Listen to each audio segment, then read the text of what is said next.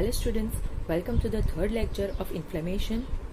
Up to last lecture, we had completed with the mechanism of acute inflammation. In that lastly, we had completed till the killing and degradation process of phagocytes.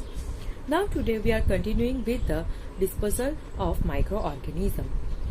This process involves the two basic mechanisms. The first one is the intracellular mechanism and the second one is the extracellular mechanism.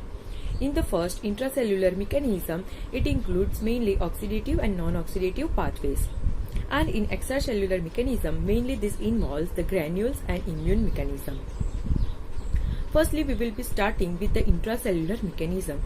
In this, as we have seen, that it includes the oxidative and non-oxidative mechanisms. But majorly, it happens or occurs majorly by the oxidative mechanism and very less often by the non-oxidative pathways.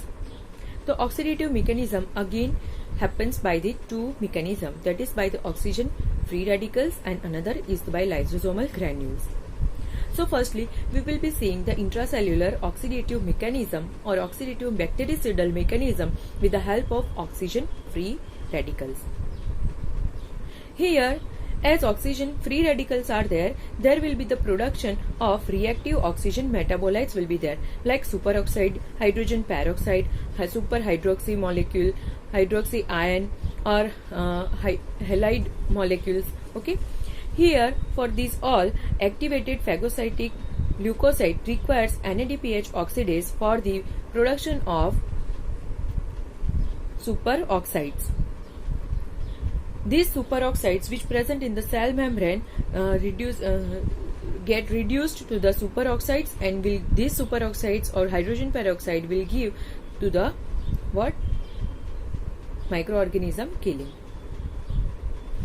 Here, as you can see that superoxide subsequently converted into the hydrogen peroxide. This hydrogen peroxide is having the bactericidal activity. But this bactericidal activity is either MPO dependent or MPO independent. Now what is MPO? MPO is myeloperoxidase. This myeloperoxidase is azurophiles which are present in the neutrophils and monocytes. This helps to degrade or this helps to kill the bacteria to the hydrogen peroxide. In MPO dependent activity, MPO acts on hydrogen peroxide in the presence of halide and myeloperoxidase and form the hypohalous acids. If chloride is there, hypochlorite acid. If bromide is there, hypobromide acid. And if iodide is present, then hypoiodide acid is formed. Now, in MPO independent procedure, what happens? There will be the laking of myeloperoxidase enzymes. In the mature phagocyte, it seems like that. Here, the bactericidal activity is produced by the producing hydroxy ions and superoxide singlets. In this procedure, the reactions happens in the presence of superoxide or in the presence of ferrous ions. The reactions which happens in the presence of superoxide is known as the Haber-Weiss reaction, and the reaction which happens in the presence of ferrous ion is known as Fenton reactions. And this produces the hydrogen superoxide and the oxygen singlet. Now the next mechanism is oxidative bactericidal mechanism by the lysosomal components or lysosomal granules. Here the granules which are stored as a product of neutrophils and macrophages are preformed. These are secreted into the phagosomes and into the extracellular environment.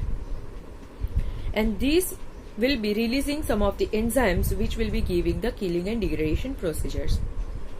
Next is the non-oxidative bactericidal mechanism. Here, some of the agents which are released from the granules of phagocytic cell do not kill the bacteria with the help of oxygen-free radicals, but they are having the procedure of degradation. Here, the granule cause lysis within the phagosomes by either lysosomal hydrolase enzymes or by increasing the permeability factors or by cationic proteins or by the other procedures. Another is nitric oxide. Nitric oxide also reacts same as like to the oxygen free radicals. Okay. Now, this nitric oxide is having the potent mechanism of microbial killing. They are produced by the endothelial cell walls by the activated macrophages. The next mechanism is extracellular mechanism. In extracellular mechanism, there is the granules mechanism in which the degranulation of macrophages and neutrophils happens. Another mechanism is immune mechanism. In immune mechanism, the lysis is mediated by the immune. And this takes place outside the cell. That's why it is known as the extracellular mechanism. Here, these mechanisms happens by the cytolysis, by antibody-mediated lysis, or by the cell-mediated cytotoxicity reactions. And that's why this included into the immune mechanism. In granules mechanism, what happens? The degradation of macrophages and neutrophils continues to exert the outside the cell. Now here they form the NETs, means they are neutrophil extracellular traps, which are the fibrillary network of material released from the nuclei of neutrophils, which can trap the microbes into the fibrils and at the site of infection, and due to that trap they prevent the spread of that microbes. So by this way they prevent the spread and they kill the bacteria by the help of the granules, which are the degradation of macrophages and neutrophils. So with this, the extracellular mechanism and intracellular mechanism of degradation is over. Next we will be continuing with the chemical mediators into the next lecture. Thank you everyone.